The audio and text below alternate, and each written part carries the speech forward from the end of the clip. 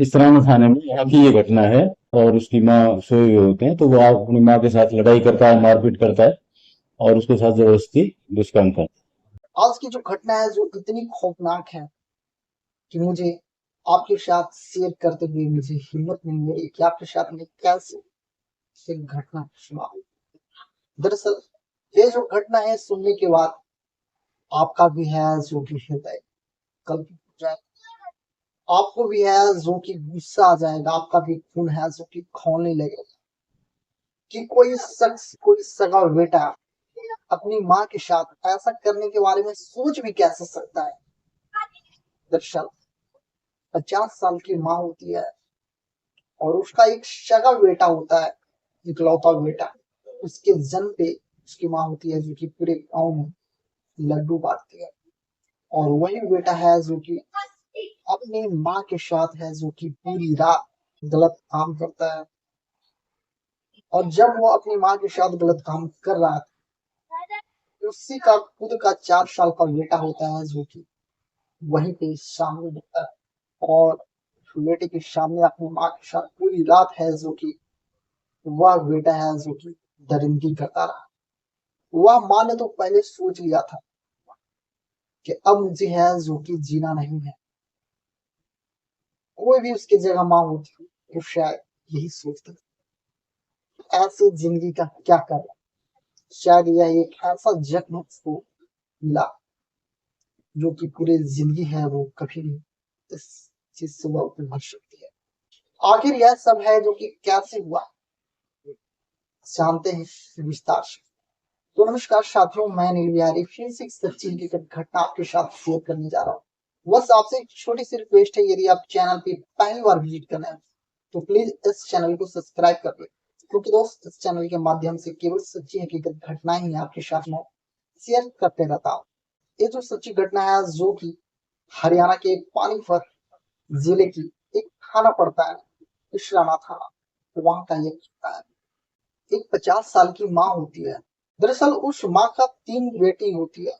उसके बाद उन्होंने आशा ही छोड़ दिया था बेटा होगा, परंतु बहुत मिन्नतों मांगने के बाद एक बेटा है जो कि जन्म लेता है। उसके माता पिता इतने खुश थे कि पूरे गांव में है जो कि वह लड्डू बांटती है।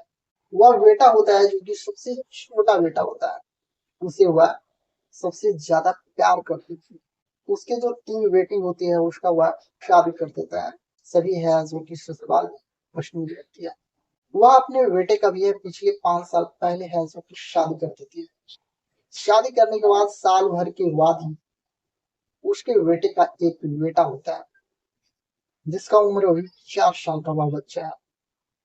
और साल भर के बाद ही उसकी जो बहू होती है, उस बेटे का जो पत्नी होती है उसे है छोड़ के चली जाती है। 7 जुलाई की घटना है। वह जो बेटा होता है जो कि शाम को खेतों में है जो कि पानी देने के लिए, पटाने के लिए गया हुआ था। उसका बेटा होता है जो कि शाम को घर है आता है। वह माँ होती है जो कि अपने पोते को लेके एक कमरे में सो रही होती है। अचानक उसकी आंखें हैं जो कि काफी तेज से है जो कि टीवी की आवाजें हैं जो कि आने लगती है। वह माँ होती है जो कि जाके देखती है तो पाती है कि उसका जो उसका जो इकलौता बेटा है जो कि टीवी है देख रहा है और काफी तेज आवाज करके देख रहा है। देखती है कि उसका जो बेटा है वो बिल्कुल निर्वस्त्र है। वो अपने बेटे को बोलती है कि बेटा खाना खा लो, सही से कपड़े पहन लो, परंतु इतना कहने के बाद है वह काफी है जो कि गालियां देने लगते हैं। जो माँ होती है वो समझ जाती है कि ये है जो कि आज काफी पिए हुए है, काफी नशा है, इसे कुछ भी बोलना बेकार है। उसके बाद फिर वह अपने कमरे में है जो कि चली जाती है। फिर करीबन रात के 12 साढ़े 12 का समय रहा होगा। वह बेटा होता है जो कि अपनी माँ के कमरे में आता है और फिर से है गालियां देने लगता है और अपनी माँ को मारने लगता है। और वह बोलता है कि तुम्हारी वजह से है जो कि मेरी पत्नी है जो कि मेरे पास नहीं है। उसके बाद अपनी माँ को काफी मारने पीटने लगता है। उसके बाद वह बेटा होता है जो कि उस माँ के साथ गंदे काम करता है। उसके बाद पूरी रात है जो कि अपनी माँ के साथ इसी तरह से गंदी हरकत का अंजाम देता है। उसकी माँ होती है जो कि सोच ली थी कि अब मुझे है जीना नहीं है। ऐसे ही सुबह होता है जो कि भागे भागे थाने में पहुंच जाती है। सुबह के 6 बजे का समय होता है। एक सिपाही होता है जो कि थाने में उपस्थित होता है। उस सिपाही को लगता है कि शायद इसके साथ है जो कि मारपीट किया गया है। वह पूछता है तुम्हारे साथ क्या हुआ बोलो। वह बोलती है मुझे बड़े शहर से मिलना है, आप उन्हें बुला दे, जो भी मैं बोलूंगा मैं उन्हीं से मिलूंगा। वह सिपाही बोलता है नहीं, अभी वो नहीं मिल सकते। यदि वो हमसे अभी नहीं मिले, मैं यहाँ से जाने के बाद अपने आप को खुद को मैं खत्म कर लूंगी। यह बात जब सुनता है जब सिपाही, वह है जो कि बड़े शाह कोतवाल साहब को है जो फोन करता है कि शायद एक औरत है और जो कि आपसे मिलने की बातें कर रही है, और वह बोल रही है कि यदि आपसे नहीं मिली तो यहाँ से जाने के बाद मैं अपने आप को खुद को मैं खत्म करूँ। यह बात है जब कोतवाल साहब सुनते हैं तो वह है अपने कमरे से है नीचे उतरते हैं। उसके बाद उस औरत को है जो कि ऑफिस में बैठाते हैं और उससे पूछते हैं कि आखिर क्या बात है। जो मेरे पति हैं जो कि 8 दिन पहले अपनी बहन के ससुराल गए हैं, और जो मेरा बेटा है जो कि मेरे साथ है जो कि पूरी रात है जो कि गंदे घिनौने कृत्य का अंजाम दिया। मुझे अब नहीं जीना है, मैं जी के क्या करूंगी। कोतवाल साहब होते हैं जो पूछते हैं क्या वह तुम्हारा सगा बेटा था, क्या तुम उसकी सगी माँ थी, या तुम्हारा वो सतीला बेटा है। कि नहीं साहब, वह मेरा सगा बेटा था।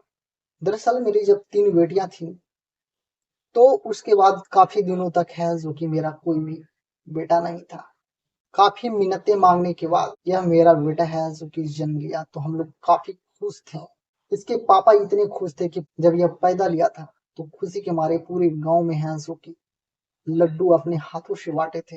जब कोतवाल साहब सुनते हैं कि यह उसका सगा बेटा है जिन्होंने उसके साथ ऐसा दरिंदगी किया, तो कोतवाल साहब के पैरों के तले जमीन खिसक जाता है। उनके जो आंखें होती है जो कि लाल पीले हो जाते हैं।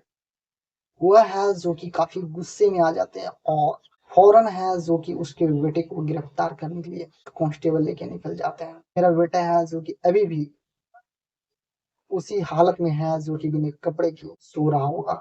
उसे है जो कि गिरफ्तार किया जाता है। उसके बाद उसे काफी खातिरदारी किया जाता है। वह शख्स होता है पूरी नशे में धूत होता है। वह औरत बताती है कि इस घटना का है जो कि मैं अपनी तीनों बेटियों को मैं बता चुकी हूँ। अपने पति को भी मैंने फोन कर दिया। साहिब अब मैं नहीं जी पाऊँ। फिलहाल उसे है जो कि गिरफ्तार कर लिया गया है। दोस्त, यह घटना आपके साथ शेयर करने के पीछे मेरा यह उद्देश्य नहीं था कि आपके मैं हृदय को मैं ठेस पहुंचाऊं, बल्कि आपको जागरूक करना था, सचेत करना था। फिर से मिलेंगे एक सच्ची हकीकत घटना के साथ। जब तक अपना ख्याल रखिए। धन्यवाद। जय हिंद। वंदे मातरम।